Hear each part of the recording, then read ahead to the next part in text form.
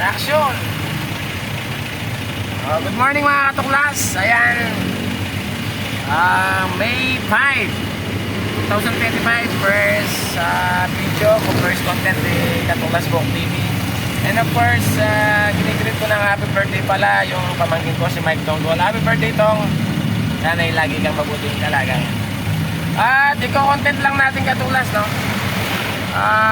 Ngayong umaga kasi merong nagpatulong sa atin, isang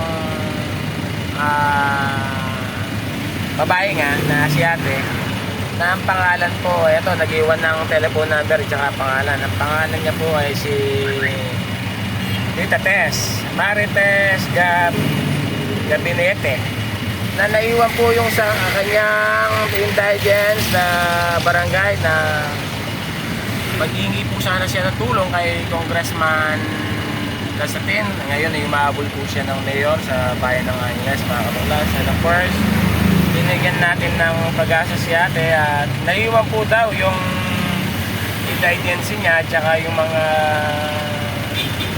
resibo niya sa gamot para humingi ng tulong kay mayor kung Lasatin niya. Ngayon nagpatulong sa atin si ate na kung maaari daw po sana mahanap niya yung nakasobrang puti. Ngayon aksyonan ni boss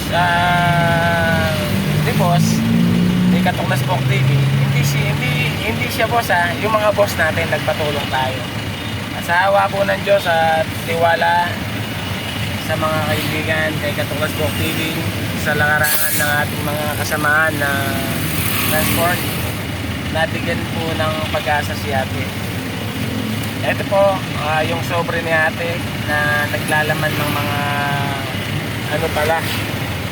ng mga reseta ng gamot, mga katuklas. Ayan po. Yung gamit para mga paghingi ng tulong kay Congressman Lasatin.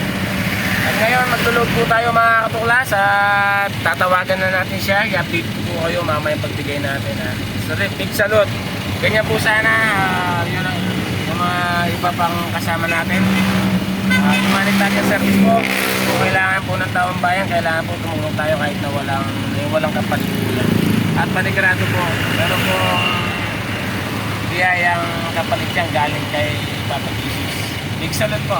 Katuklas Book TV po.